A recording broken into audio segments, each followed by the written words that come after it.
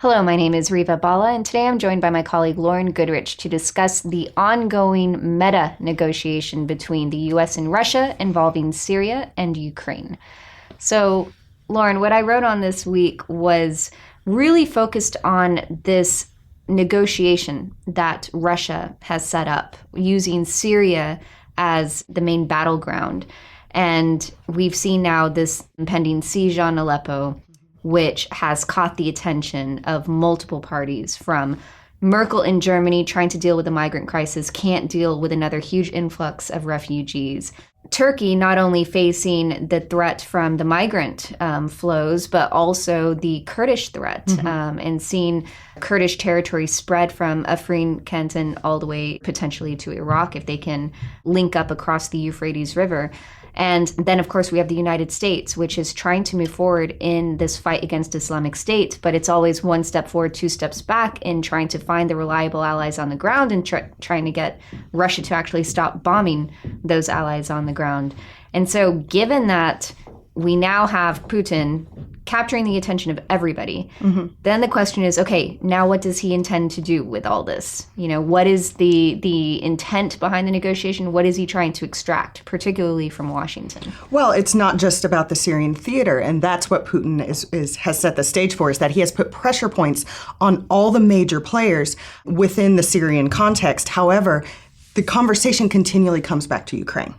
That is much more Russia's theater, and Russia's impending problems is what is going to take place in Ukraine, what's going to take place in the NATO buildup and the U.S. buildup along the Russian periphery. And so Russia has set the stage to where it has all these pressure points on all the big players within the Syrian theater in order to get concessions on its own theater. Yeah, and I mean, just on its own periphery, right? So when we talk about the NATO buildup, we know that Poland has been lobbying very heavily in the lead up to the June summit for NATO on a more robust NATO positioning on, you know, that the eastern flank with Russia, calling for permanent bases, which we know that, you know, there are a lot of disagreements within NATO over whether they should go that far.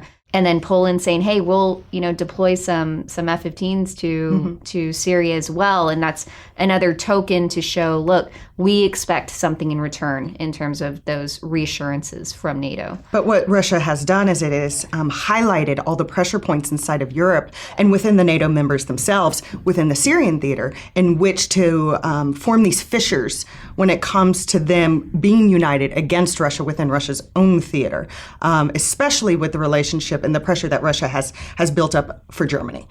Yeah, and Germany is going to be very important to watch, I think, because, you know, Putin has been trying to demand this conversation from Obama on, look, where are the limits going to be placed on Ukraine, on this NATO buildup, et cetera.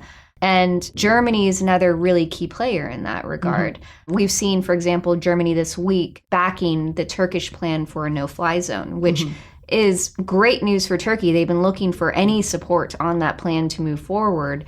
But that still comes back to a German-Russian negotiation. It does, and it really shows that Russia at this time has been heavily discounted by the United States.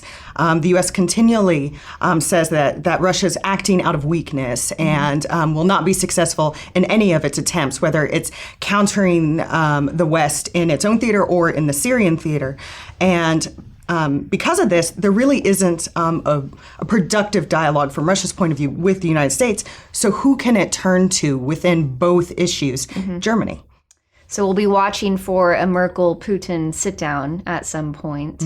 But Turkey is the other really, really big factor here. Another one that Russia does not have a productive dialogue with. No, not at all. In fact, you know, Russia has gone out of its way to really push Turkey over the edge on the Kurdish issue, highlighting all the ways it can reinforce YPG, you know, the Kurdish militant arm operating in northern Syria. Even last week, they made a big show of opening a YPG office in Moscow, inviting members of Turkey's pro-Kurdish party, the HDP, even Donbass representatives from eastern Ukraine. It sounded like a party, but, you know, the whole message to Turkey was that, look, we will play the Kurdish card. And of course that drives Turkey up the wall. And so then we see Turkey saying, well, we're going to send ground troops in. We've got the Saudi support. And, you know, that is Turkey trying to force the U.S.'s hand, saying, look, you cannot hold us back. We do need to move forward into northern Syria.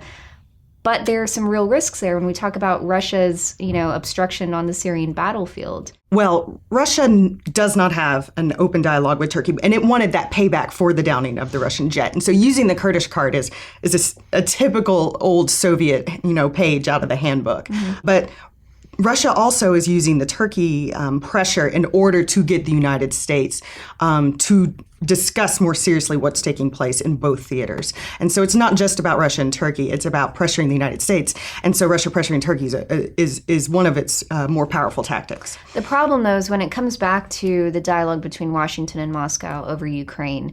I mean, even this week, we are seeing just massive instability within Kiev, where Yatsenyuk is barely holding on to his coalition. Which falls right into Russia's hands. Russia theoretically would want a consolidated government inside of Kiev so it could make progress on the Minsk agreements. However, Russia knows that Ukraine's not going to be making progress. And so why not have utter chaos inside of Ukraine? Why not have the country divided politically and only looking at itself and not looking at Russia in order for the West to not be able to move forward on consolidating its position inside of Ukraine? So this is really in Moscow's favor at this time, which is why we see the United States really pressuring the government inside of Kiev, saying you'll have to stay together. Mm-hmm. It's the only way you're going to get your IMF financing to go through. It's the only way that we're going to get progress on the Minsk agreements. But Russia knows that's not going to happen and would rather Ukraine not get its financing. Mm-hmm. And so it's in its favor to have the chaos. So that's where Russia's going to have to be careful in how it plays their cards in eastern Ukraine, right? Because they don't want to give too much in terms of rallying Ukrainian politicians around the nationalist issues, but still sowing enough chaos within the government to at least neutralize Kiev and increase that frustration amongst the Europeans who are trying to get Kiev to move on certain reforms, certain issues. And if they get frustrated enough, then maybe Russia will have some potential later in the year to divide that sanctions vote. Well, we've got a lot to watch for. I still think that Merkel-Putin dialogue is something in particular I agree. To look for in the coming days. But this has a lot of moving parts, which is going to keep us very busy. Thank you, Lauren, for the conversation. Thank you all for joining us.